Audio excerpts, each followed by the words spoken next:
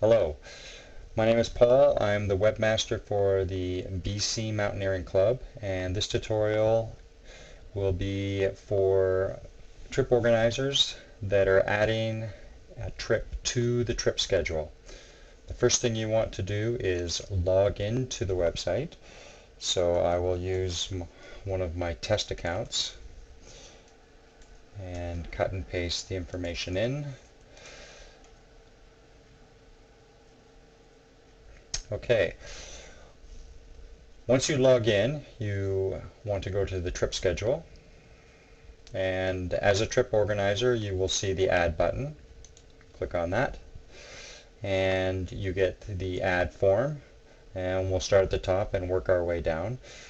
First item is the trip title, so try to put something reasonably descriptive in there. The next item is the trip list description, and this should be a very short one sentence, maybe two sentence description that will be displayed on the trip list, the trip schedule, and people can read it and hopefully get a reasonably good idea of what it is that the trip will be about. Next item is the category. You can choose pretty much everything that is categorized is on this list. So I will choose other, and the next option is whether it's a weekend or a weekday. So I will choose weekday because I'm going to set my example for the middle of the week. Next item is the difficulty grade, and if you put your mouse over the information icon here, you will get some more information on what that refers to. Some of the information is actually off the screen here, so there's a little bit more than what you see here now. Let's put in B4.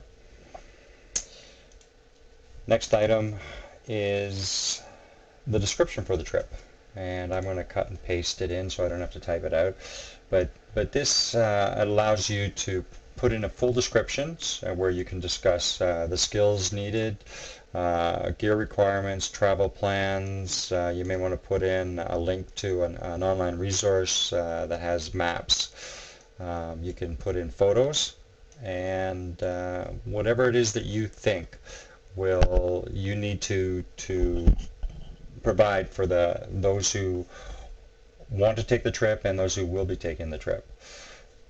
Next item is whether you want to ask any questions. So if you need to know whether they have the gear that's required for the trip, or whether they can bring in gear that can be shared with other people, such as tents and stoves, whether they have the skills, etc.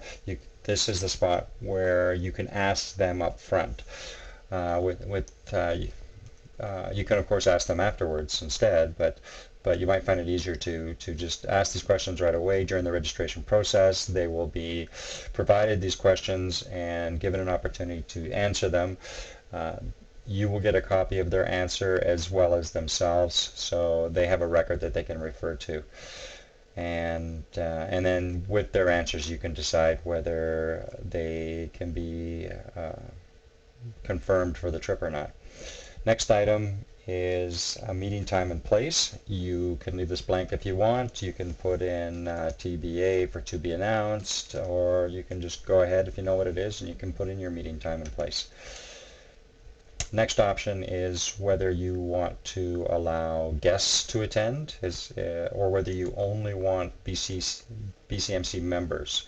And by that I mean people that have paid an annual fee or have been awarded an honorary membership, or have paid for a lifetime membership. But in this case, if you choose yes, then guests will not be allowed. Next option is how many people do you want on the trip? Is it a relatively small group of, say, 4 people? Is it a larger group, 8 people, 12 people? Is it unlimited? Just a simple hike somewhere? So, for example, we'll put in 4 participants, The next option is whether you're going to screen the people that sign up for the course. If you choose no, then this will mean that the next 3 people, since you're the first one on the trip list, the next 3 people will be automatically confirmed, and anybody after that will be put on a wait list.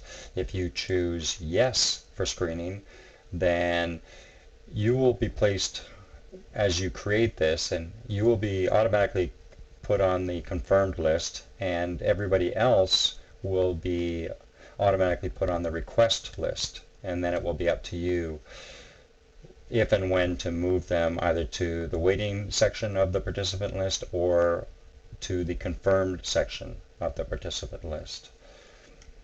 The next choice to make is the start date. I will, for example, choose the 15th of next month. Because the return date automatically is set to today's date, if you move the start date to anything beyond today's date, you will also need to go in and change the return date. So in this case, I will also set it to the 15th and treat this example as a one-day trip. This next option is for when the registration will open.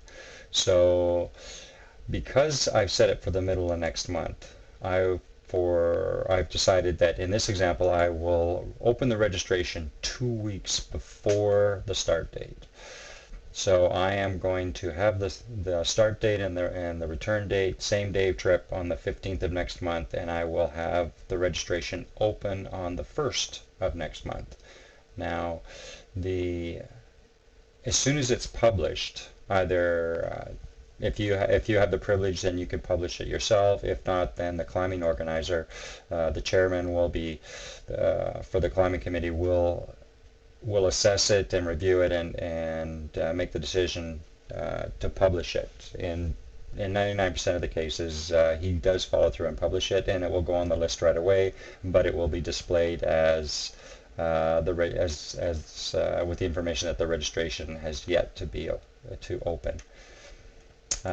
This next input is for tags. It does not have to be filled in. You can just leave it. The idea is that trip organizers would put in something that's specific to this trip.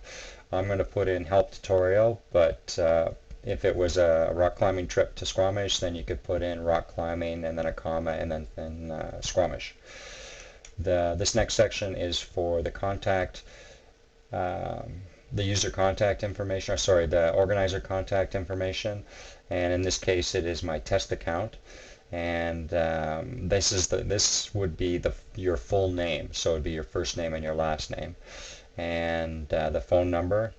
You can edit this if your account on the BCMC site has your home phone number. You can put in your cell number, or you can also decide to remove this. But if you remove this, then this must be set to yes, and vice versa. If you decide to change this to no, which would mean that people cannot email you through the website, then you must have a phone number in here. So one of these two must be available to the participants in order to contact you.